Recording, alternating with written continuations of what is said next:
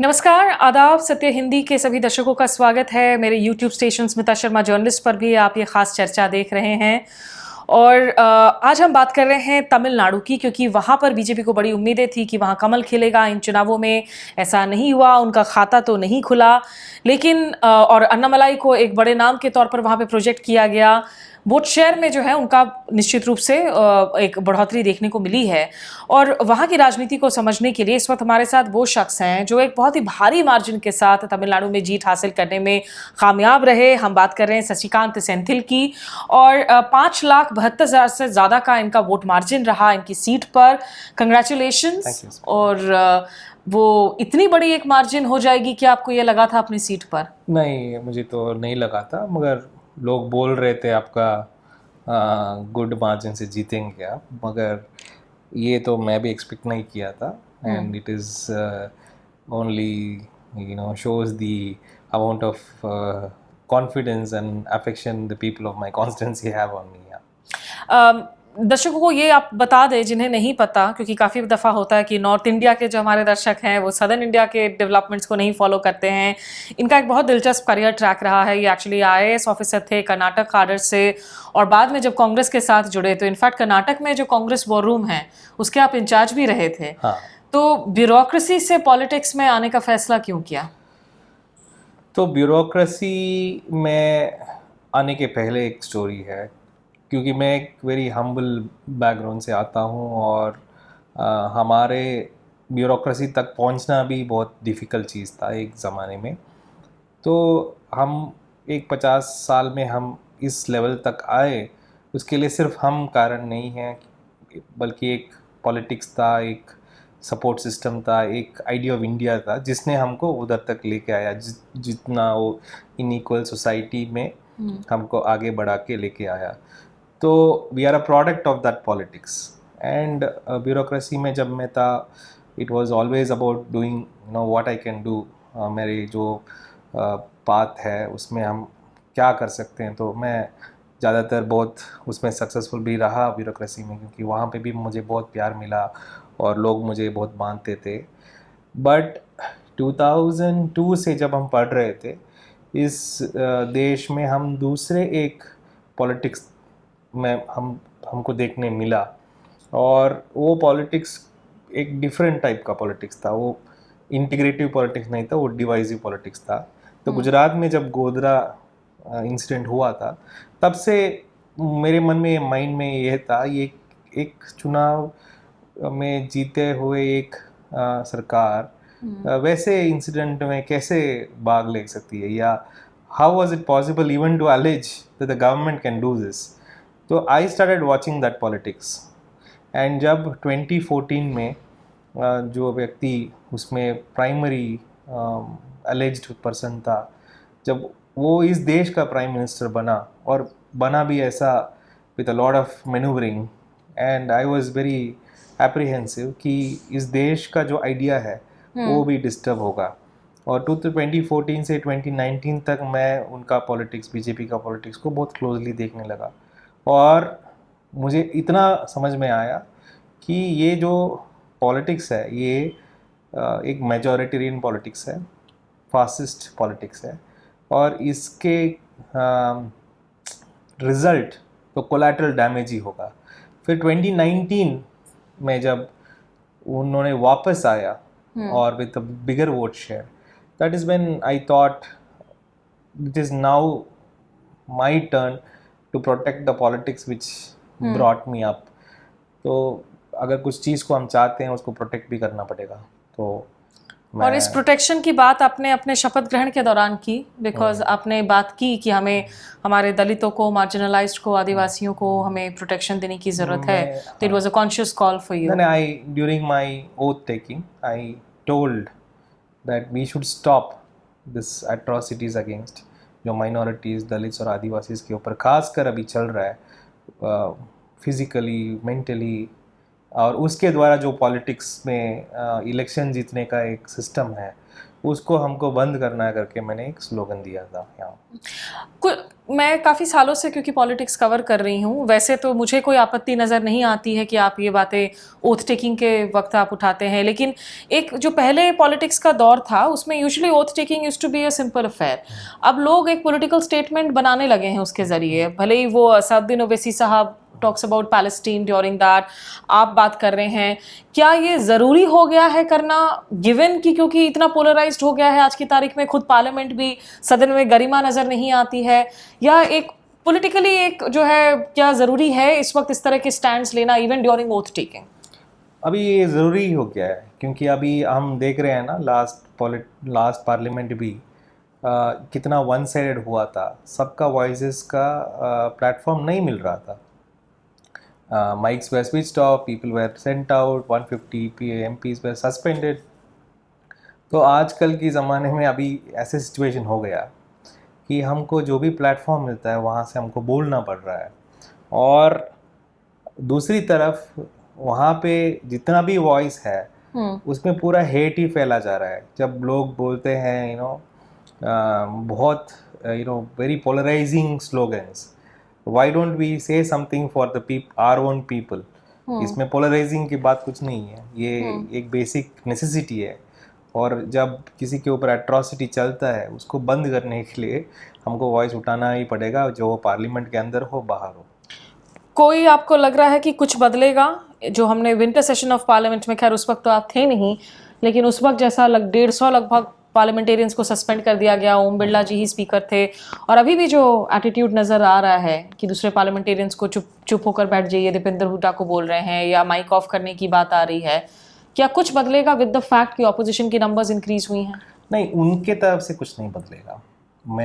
मुझे तो बहुत क्लियर कट आइडिया है ये लोग कौन है, और इसका हिस्ट्री में बहुत सारे एग्जाम्पल्स हैं। हमको इनको समझने के लिए बहुत तकलीफ़ नहीं लेना चाहिए, क्योंकि ये कौन है सबको पता है, और हिस्ट्री ने इतने बार इनको दिखाया दुनिया को। मगर इस बार अपोजिशन से स्ट्रेंथ है, और अपोजिशन से क्वालिटी भी है, और अपोजिशन के पीछे पीपल्स वॉइसेस भी है, तो उसको वो लोग इतना इजी नकार नहीं सकते। और ये लोग ऐसे लोग हैं जिनको कंसल्टेशन या डिस्कशन पसंद नहीं है, और ये जो लोग हैं वो ऑर्डर चाहने वाले हैं, उनको ऑर्डर चाहिए, और वो लोग बहुत इरिटेट होने वाले हैं अपोजिशन से, क्योंकि opposition is representing the voices of people, and if you don't allow them to speak, they will have to do what they have to do in the parliament।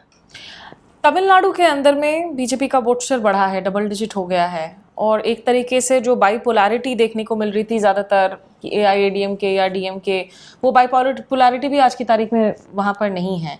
तो क्या वजह है कि वहाँ पर धीरे धीरे ही सही लेकिन बीजेपी की एक्सेप्टेंस बढ़ रही है? तो एक बीजेपी का एक्सेप्टेंस बढ़ रही है, ये डिस्कस करने की बात है, मगर AIADMK जो था, इनको सिस्टमैटिकली बीजेपी ने ख़त्म कर रहे हैं, अभी भी है, मगर it has been always BJP's method to get into alliance with somebody and kill them and then take the position।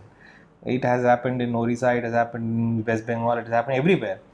तो AIADMK का सिचुएशन भी वही जा रहा है, और अभी ये लोग तमिलनाडु के अंदर they have only been able to reach the upper caste, जो सोशल जस्टिस मूवमेंट से थोड़ा नाराज़ थे, उनका थोड़ा सपोर्ट मिल रहा है।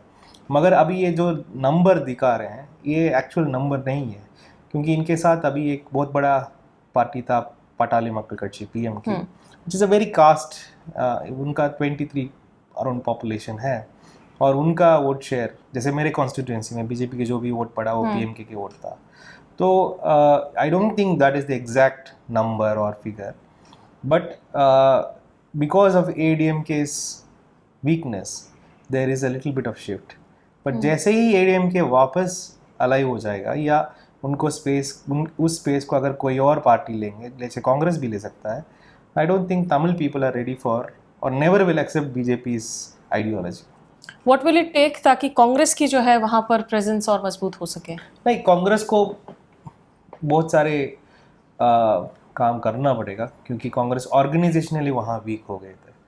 तो हमारा मगर हमारा लेगेसी है उधर कामराज का, अभी भी सब लोग कामराज की रूल ही चाहते हैं।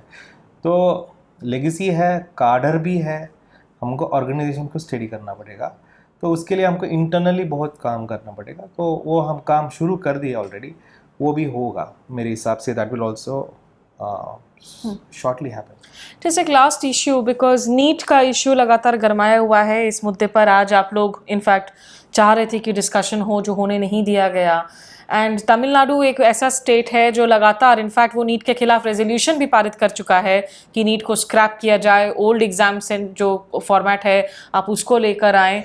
As a bureaucrat what do you see कि क्या खामी हो रही है एनटीए के साथ में?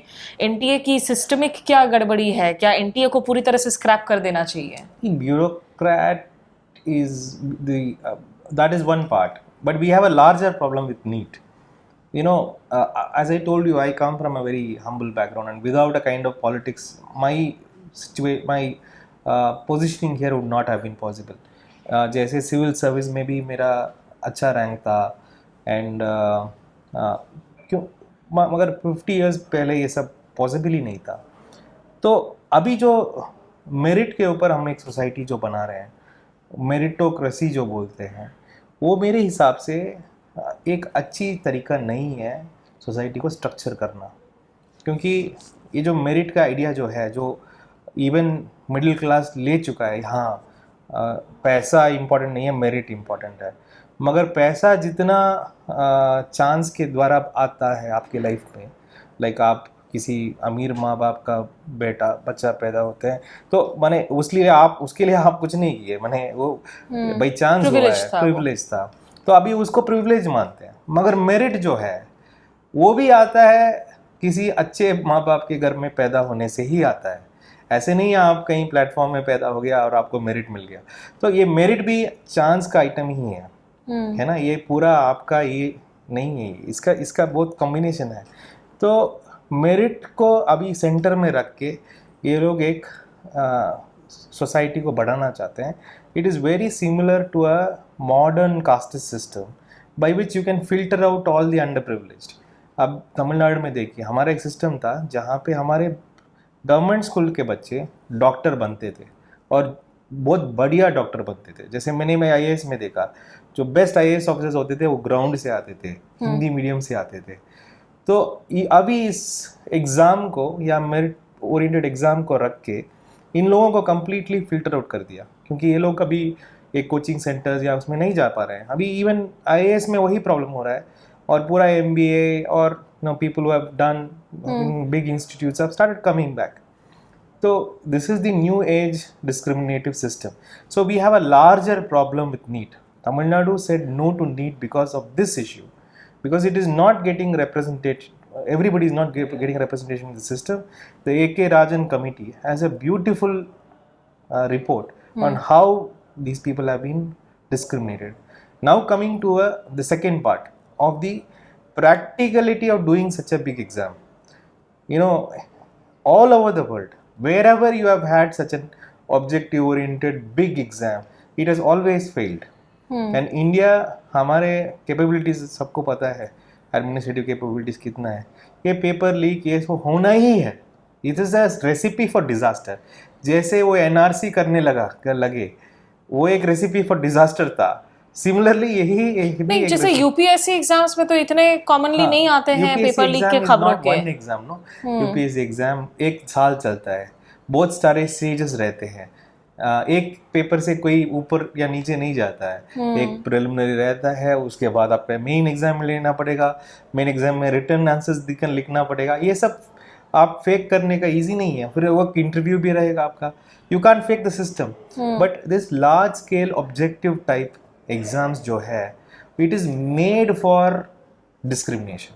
तो ये जो नेशनल टेस्टिंग एजेंसी बनाते वक्त 2017 में ऑब्जेक्ट था कि ये स्टैंडर्डाइज करेगा, स्ट्रीमलाइन करेगा, क्या उसमें फ्लॉज हैं? एनटीए को हटाएंगे तो क्या ला सकते हैं? नीट को हटाएंगे तो क्या होना चाहिए मॉडल एग्जाम्स देखिए, का? बीजेपी वालों का, ये लोग बेसिकली फासिस्ट लोग हैं, उनका दिमाग नहीं चलता है क्योंकि वो लोग भारत को समझ नहीं पा रहे हैं। वो लोग, एग्जाम्पल देता हूँ, बुलेट ट्रेन रन करना चाह रहे हैं, ठीक है, और बुलेट ट्रेन रन करने के लिए आपको स्पीड 200+ किलोमीटर रहना पड़ेगा। आज मैं कल देख रहा था, 1-2 साल से हमारा लोको पायलट्स जो है उनका प्रोटेस्ट चल रहा है। प्रोटेस्ट क्या है उनका स्टैट्यूटरीली 2 दिन ड्यूटी के बाद 1 दिन उनको सोना पड़ेगा क्योंकि वो सिग्नल मिस कर देते हैं। तो पहले स्पीड्स 80-90 किलोमीटर्स था, वो लोग फिर भी मैनेज करते थे। आजकल 130-140, ये वंदे भारत ये सब, तो ये लोग सिग्नल मिस कर रहे हैं। और पिछले 3 एक्सीडेंट जो हुआ था वो एक्चुअली हुआ था क्योंकि लोको पायलट का रेस्ट नहीं मिल रहा है। तो कल इन्होंने स्पीड सब कम किया मगर फिर भी बुलेट ट्रेन रन करना चाह रहे हैं। ये तो सोच है ना, ये लेकिन हैं तो पावर में 10 साल से, अभी भी 10 साल रहेंगे। से। लोगों में पैन इंडिया उनका वोट शेयर भी बढ़ रहा है, तो लोगों को उनमें कुछ तो बात नजर आ रही होगी। नहीं, जो पावर में है या ना है, that is a different number game.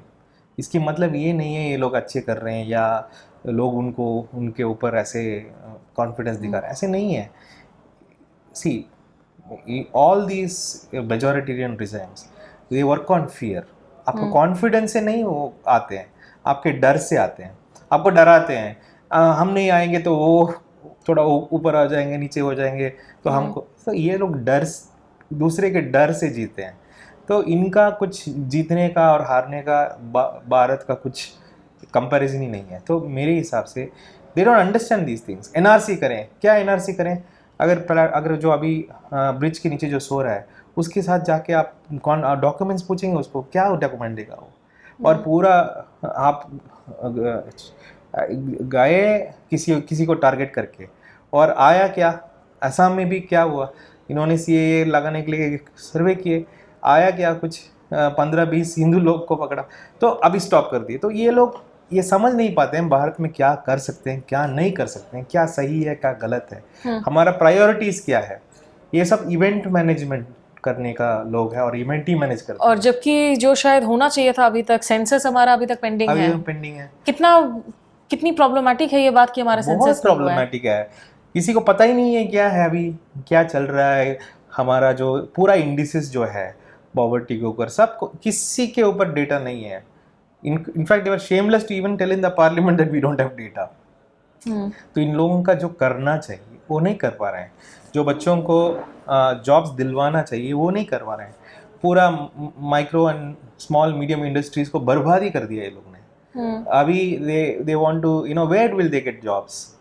सो फिर लोगों को बोलते हैं आप, ये आपका ड्यूटी है, देश के लिए आपको ये करना पड़ेगा। आर्मी को कॉन्ट्रैक्चुअलाइज कर दिए। तो it's funny, it's actually funny and it's very dangerous. तो यही बात लोगों को समझाना, मैं लोगों को ये नहीं बोल रहा हूँ, दोषी नहीं मान रहा हूँ, क्योंकि हमारा दोष है, ये जो इंटेलेक्चुअल ग्रुप है, ये हमको समझाना पड़ेगा ये सब, और हमको ज़्यादा और बात करना पड़ेगा। जब पार्लियामेंट हो, जब वोट टेकिंग हो, जब जय हिंद बेबी हो, हमको बात करना पड़ेगा। Last 2 questions. जो आइडिया ऑफ इंडिया है, इंडिया दैट इज़ भारत, और उसमें क्योंकि इलेक्शन के पहले जो सबसे बड़ा मुद्दा बना कि अगर ये मेजॉरिटी के साथ आते हैं तो संविधान को बदल देंगे, और जिसके बाद पूरा का पूरा ऑपोजिशन को हम देख रहे हैं कि उसको अभी भी कंटिन्यू कर रहे हैं। संविधान के कॉपी को लेकर लोग घुस रहे हैं पार्लियामेंट में, विच is a good healthy side. ये आपको लगता है कि तमिलनाडु में इसको लेकर एक एक्चुअली में एक फियर बना था कि संविधान बदलेंगे, दलितों की राइट्स चली जाएंगी, आदिवासियों की राइट्स चली जाएंगी? ये लोग कौन है? ये लोग जो संविधान को पहले, in the first place, these are the people who never wanted this constitution. They never got involved in independence movement. Why? उनको भी ब्रिटिश को भगाना था, उनको भी चाहिए था, मगर उनका प्रॉब्लम था वो आइडिया ऑफ इक्विटी से, जो हम संविधान का अंडरलाइंग फंडामेंटल वैल्यूज़ है, उनसे प्रॉब्लम था। एक्चुअली ये लोग मुस्लिम के विरोधी नहीं है, ये लोग इक्विटी के विरोधी है। तो मुस्लिम्स को दोषी दिखाते हैं क्योंकि वो वोट ले पाए मेजॉरिटी कम्युनिटी का, मगर किसका बुरा हाल करते हैं? उसी मेजॉरिटी कम्युनिटी का बुरा हाल करते हैं। जैसे फॉर एग्जांपल हमने कास्ट सेंसस मांगा, कास्ट सेंसस किसके लिए मांगा? हिंदू कम्युनिटी के लिए ही मांगा, उनका मेजॉरिटी के लिए ही मांगा। इन कास्ट सेंसस से इनका क्या प्रॉब्लम है? इनका ये प्रॉब्लम है कि जो बंदा 50 साल मेरे जैसे हमारे खेत में बैठता था, वो आके अभी हमारे सामने पार्लियामेंट में बैठ रहा है। यही उनका प्रॉब्लम है, और ये विरोधी है इक्विटी का और हिंदू समाज का। फाइनली बहुत सारी सोशल मीडिया पे क्रिटिसिज्म चल रही हैं, आवाज़ें उठ रही हैं कि राहुल गांधी डायरेक्टली क्यों नहीं बोल रहे हैं कि मुस्लिम्स के साथ मॉब लिंचिंग हो रही है, मुस्लिम्स के घरों को रेज डाउन किया जा रहा है, कि वो संविधान की तो बात कर रहे हैं लेकिन बाकी मसलों पर, जब वो दलितों के बीटिंग की मसले हो, उस पर एक चुप्पी नज़र आ रही है, एक टैसिट साइलेंस नज़र आ रहा है। पॉलिटिकल कैलकुलेशंस जो भी हों, इलेक्शंस तो हो चुके हैं, क्या ये उम्मीद की जाए कि इन मसलों को जोर शोर से विदाउट मिंसिंग योर वर्ड्स उठाया जाएगा संसद में? नहीं, ये बात गलत है। राहुल गांधी ऐसे शख्स है जो बेसिकली उनका पूरा ध्यान ह्यूमन वैल्यूज़ में रहता है, और हमको भी पार्टी में वही बोल के पुश करते हैं। देखिए, इस फाइट को हम हर लेवल में हमको करना पड़ेगा। इस फाइट को हमको और ज़्यादा स्मार्ट भी करना पड़ेगा। तो उनका काम जो है पूरा देश को जगाना, वो कर रहे हैं, और उसके लिए उन्होंने भारत जोड़ो यात्रा निकाला, उससे बहुत सारे चीज़ बदला। आज जो नतीजा आया है मेरे हिसाब से, वो I would give almost the entire credit to him to move forward in spite of various other issues. तो और हम जैसे लोग भी हैं, इट इज़ राहुल गांधी जी जो लीड कर रहे हैं ना, उनका जो अभी हम आ रहे हैं, तो ये हमारे भी काम होता है कि हम हर जगह वही काम की करें। तो I would say that his entire fight is this, his entire fight is not even to win elections, it is only for this atrocities that he wants to bring the party which will stand in front of these fellows and the people. I think that is his. वो कैसे कर रहे हैं वो उनकी knowledge पे है, मगर वही है अभी तक आइडियोलॉजिकली विदाउट एनी फ्लिंचिंग जो बैठे हैं। और तमिलनाडु में क्या अन्नामलाई एक बड़ा फिनोमेना बन रहे हैं? अन्नामलाई की काम और उनका शैली भी ऐसा ही है, नॉइस ज़्यादा करते हैं, और तमिलनाडु में जो ऑरा बनाए वो तमिलनाडु के लिए नहीं था, क्योंकि तमिलियंस को पता है हम बीजेपी के साथ कभी नहीं जा सकते, मगर वो पूरा ऑरा था नॉर्थ इंडियंस को दिखाने के लिए कि मोदी जिस देखो वो साउथ भी कैप्चर कर रहा है। तो एक्चुअली सिनेमा बनाया तमिलनाडु में, दिखाया नॉर्थ इंडिया। चलिए, ये बड़ी दिलचस्प बात कही आपने। बहरहाल बहुत बहुत शुक्रिया आपका एंड ऑल द बेस्ट। हम वेट करेंगे कि आप तमाम रेलेवेंट मुद्दों को, गिवन योर एडमिनिस्ट्रेटिव एक्सपीरियंस, आप उन्हें और जोर शोर से उठा सकें। Thank you so much and all the best. Thank you. तो आपका भी बहुत शुक्रिया ट्यून इन करने के लिए। आप मेरे YouTube station Smita Sharma journalist को सब्सक्राइब कीजिए, बेल आइकन प्रेस कीजिए ताकि आपको नोटिफिकेशन मिल सके जब हम नया कंटेंट अपलोड करें। सत्य हिंदी के भी सभी दर्शकों का एक बार फिर से नमस्कार।